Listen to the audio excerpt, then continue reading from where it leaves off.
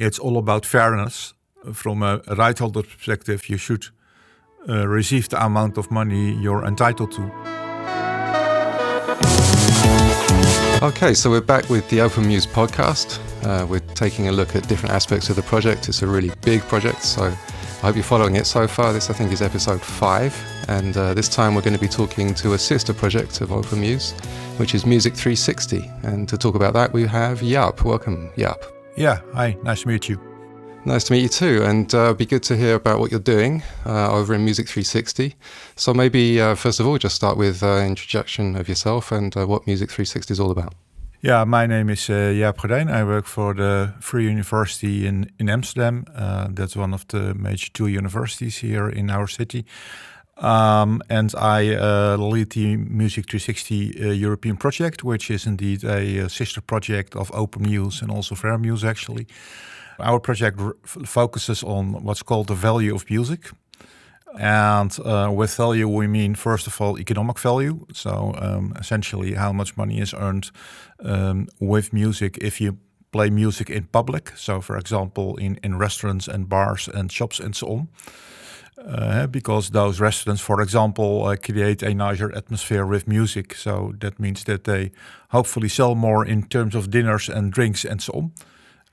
And that's worth money, of course, for right holders, so artists and usually authors and producers of music. But we also look at other aspects of value, for example, societal value. We did a number of studies in specifically Spain to see the impact of music on, let's say, really cultural events that are happening over there. And also we look at music, the value of music for healthcare, actually. For healthcare? Healthcare, yeah.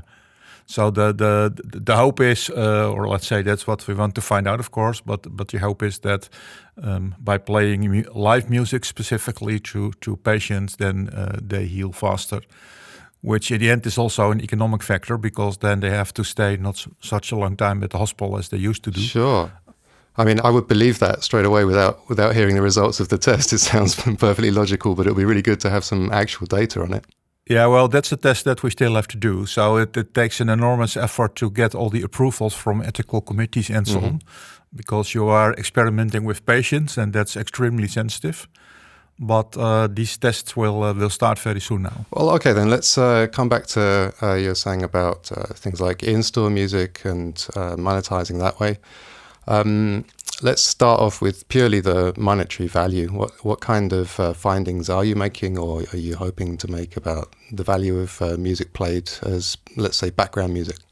Yeah, so we did 2 quantitative experiments, one in the Netherlands and one in Finland. There we really collected quantitative data, so with questionnaires and so on from people. And we also did a couple of more qualitative-oriented experiments where we did interviews.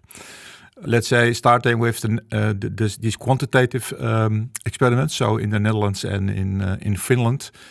In Finland, we did an experiment in a number of shopping malls.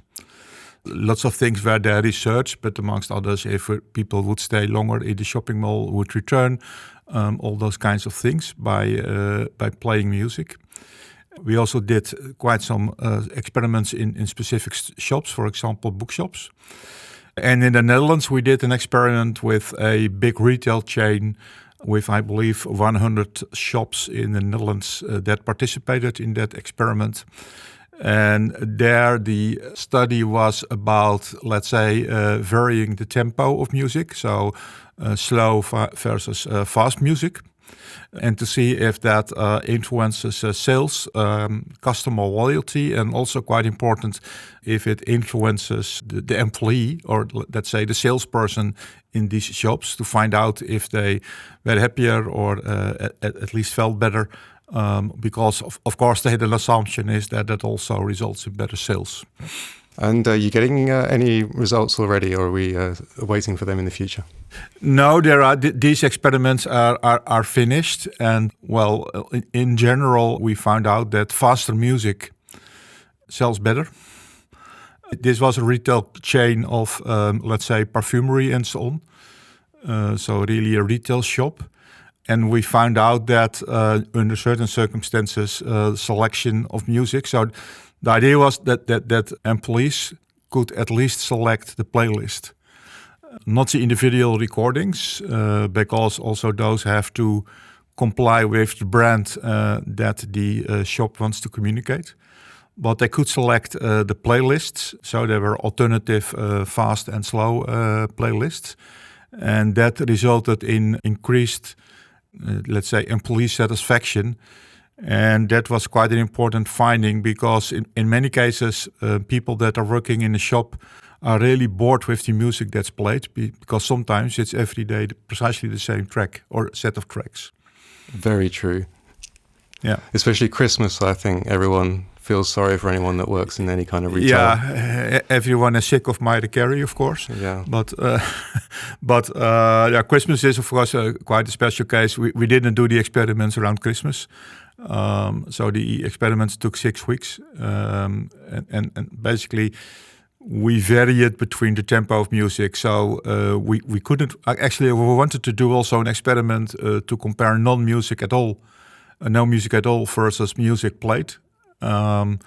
But then you have to find a retail chain who wants to turn off the music for a couple of weeks, and that's not a very favorite solution at all.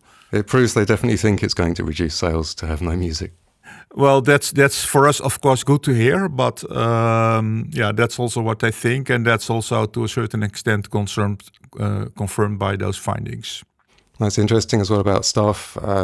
We did an experiment in Vilnius many years ago with some Raspberry Pis and playlists and all sorts of things. And the number one design challenge was how to make it so it would be very easy for the staff to choose what music was playing. And this was mostly in restaurants and stuff where, you know, they have a very specific playlist that they want. And that attracts a certain kind of staff that kind of bond together as a community because they like the vibe of the restaurant and they have a stake in choosing what music was in there. And we found that the worse the employer, the less they allowed the staff to choose what music was playing. Yeah, precisely. That's also what we found out here. Not really in this retail chain actually, but elsewhere. That and we also worked closely together with perhaps that's interesting to tell, with the German Rights Society on Author Rights, and they did also an experiment specifically in hospitals in hospitality sector, so restaurants usually and hotels, those types of things, and they found really a increase of revenue by playing certain kinds of music in those restaurants, about 9% if I remember correctly.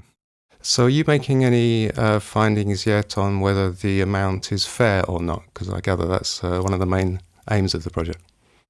Yeah, well, okay, that's the question is, of course, what is fair? So we work for, or let's say in our project, there are 5 called rights societies of collective management organizations. They collect, let's say, money if music is played in public. For example, in what I told you, in restaurants or in shops or also on the radio or television, that's also considered as playing in public. Everything outside the private environment. Well, those collective management societies collect that money from those parties that play the music, and then they pay it to right holders, so artists, authors, and producers usually. And the question is here, of course, what is fair? I mean, they operate on what's called the Treaty of Rome in, I believe, in the 1960s. And that treaty says that, the Treaty of Rome says that, well, you should pay right holders a certain fair amount of money for playing their music in public. The point is, no one knows what fair is, actually. So, at least in the Netherlands, I know that there have been many lawsuits about this. What is now precisely a fair remuneration for playing music in public? Well, there is some, let's say, status quo about what that means. In the Netherlands, for example, a company pays based on the function of music. So if you are a shop, you pay a different amount of money than if you are, for example, a bar of discotheque where music is much more essential. So the function is important, and also, for example, the square meters that you have. So a large shop pays more than a small shop. And well, that's a complicated formula, but that gives the amount of money that you have to pay. But what we have seen in the experiments is that music seems to be much more worth than what most of the venues pay today to these collective management organizations. I think this didn't result yet in a negotiation of the tariffs, because that's not how it works actually. But on the other hand, it gives some evidence, some scientific evidence actually, because the experiments were coordinated by the universities.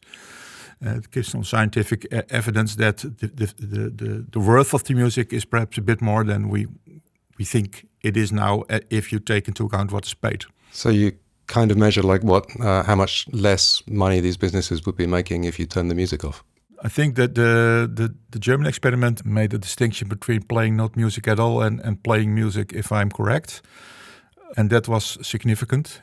We took a little bit finer grain detail, like what's the variation in tempo, for example. Things that we want now to research also in the second round of experiments is language.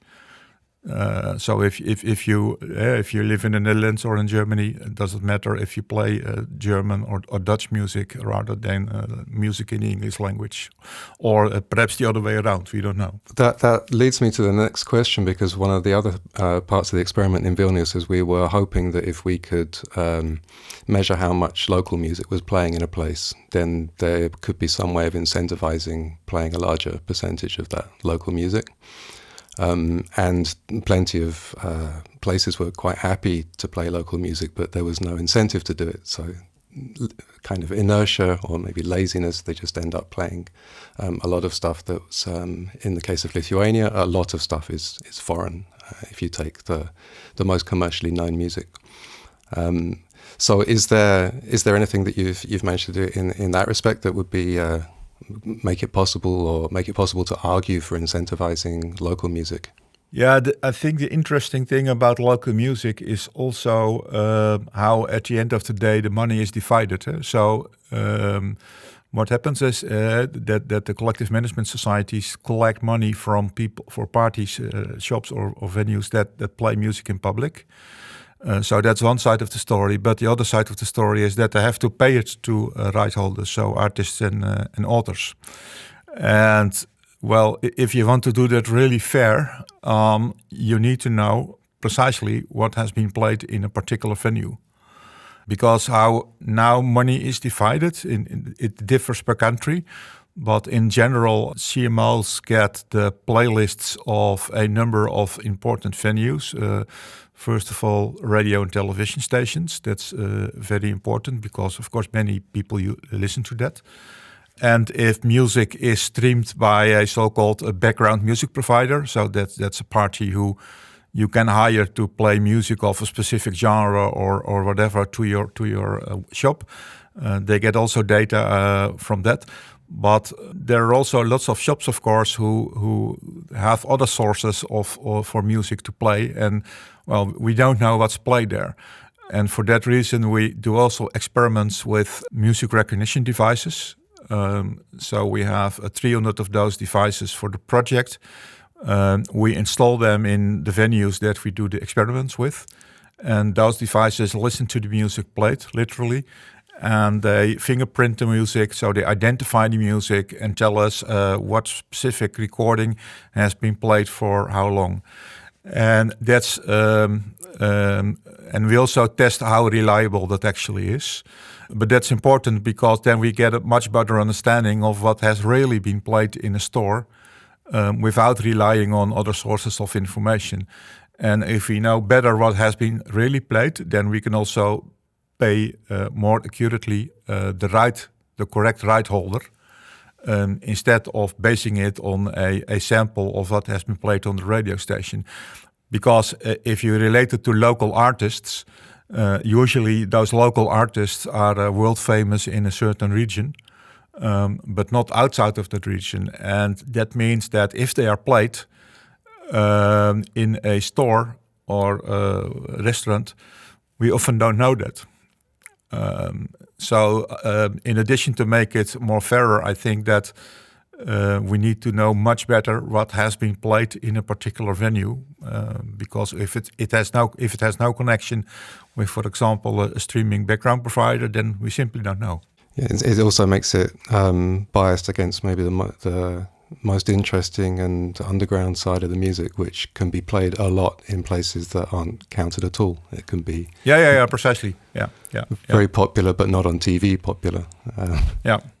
That's the risk here, and there is a very long tail in the music sector, meaning that lots of people don't get paid, or only a very small amount, and some of them are complaining that they know that they are played, but then we need the data to know that. And the places that are playing them would like to know, or would like to advertise to their customers that, hey, we play local music and they get paid because of that. Whereas at the moment, however much local music they play, still the same guys are getting the money at the end of it. So in Portugal, we're now doing an experiment, or we have already done an experiment, the first round, to find out how we can more accurately pay right holders that have been played in a particular venue using our own music tracking fingerprinting devices that we have deployed. That's another side of another part of the platform, namely the part where we have to calculate the amount of money that the right holder receives. This project, you're talking about a lot of experiments that have happened, but I guess we're looking at a Europe-wide aim in the end, so that we could have this information and this data and this fairness all over Europe.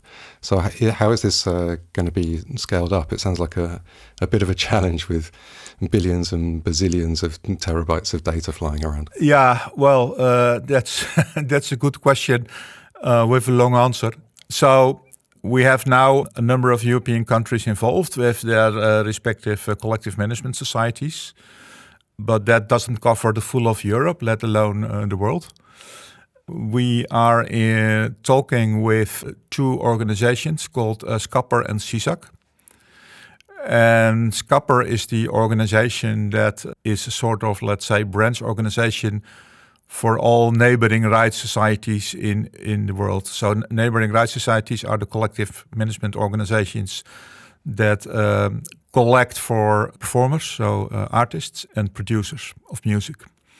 So during proposal writing, we were already aware that it's very important to, let's say, make sure that after the project funding disappears, which is roughly 1 year from now, then that platform can continue. And extend. So now, of course, the platform is only, let's say, formed by the partners of the project. But we have already received quite some interest from other CMOs in the world.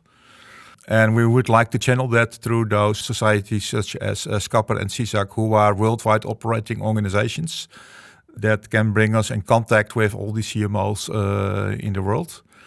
We are now very busy with SCAPR, which is for the artists and producers.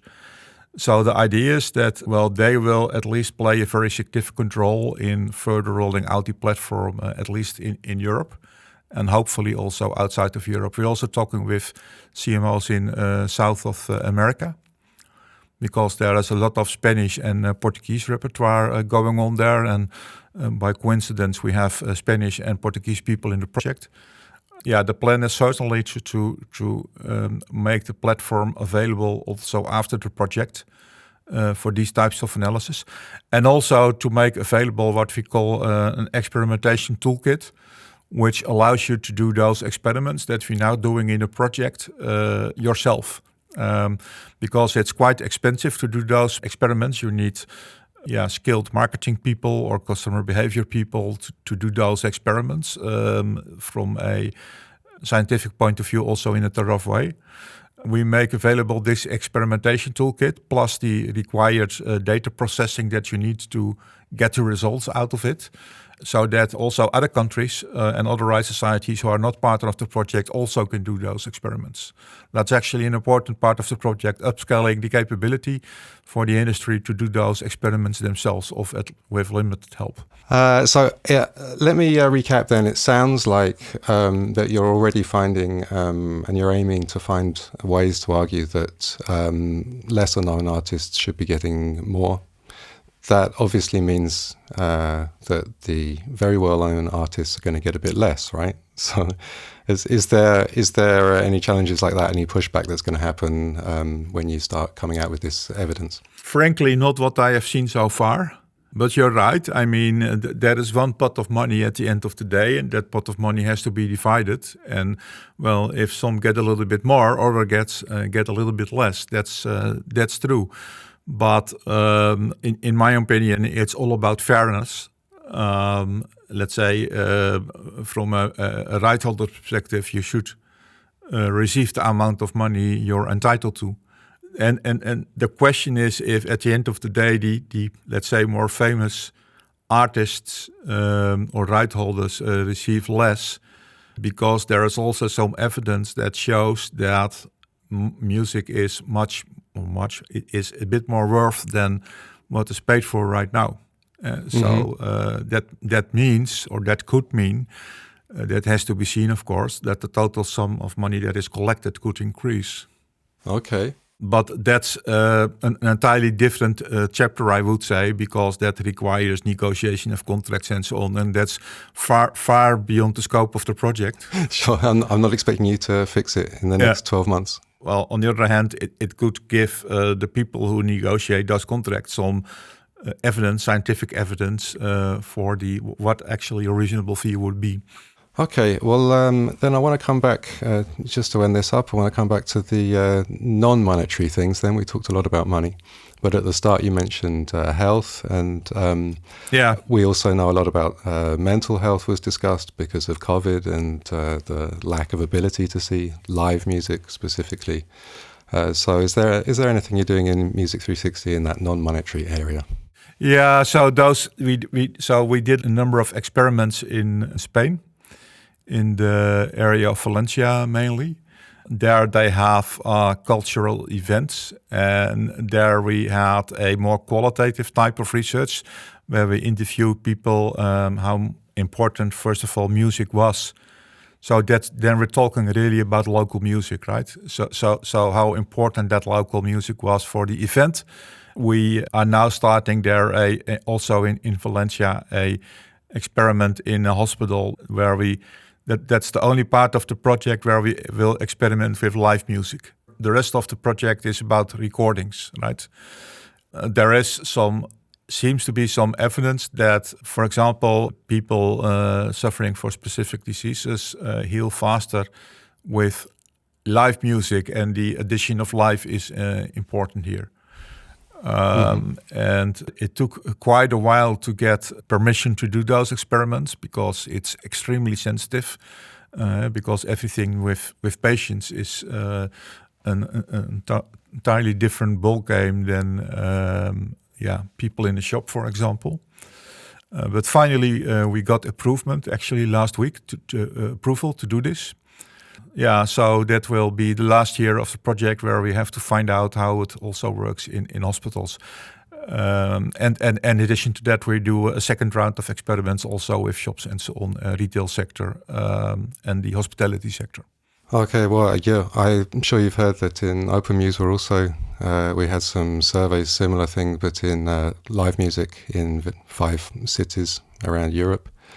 And I've been working in that area for a very long time, so I had hopes that there would be some results that I wanted to see would come out of this. Oh, okay, that would be nice to look at. Yeah, I'm sure you'll be interested. It was more than I thought, especially when people were talking about loyalty to their local music and their venues, and would they think the world had ended if their favourite venue closed down? And a lot of people were very sure that would be the end of the world. So we got a lot of enthusiasm for it, and I'm sure if we had the data to back up the arguments for monetary value to help more musicians get more money, then this would be a perfect situation for local music. Yeah, absolutely. So we love to hear what your results are in that sense. Yeah, okay, then we'll continue this discussion offline, and I'll bring the show to an end. This has been another episode of the OpenMusE podcast. I want to thank Jaap for his information, and I'm looking forward to finding out more. And I think we've got one more episode on the way, so see you next time. Okay, you're welcome. Thank you very much for organizing this.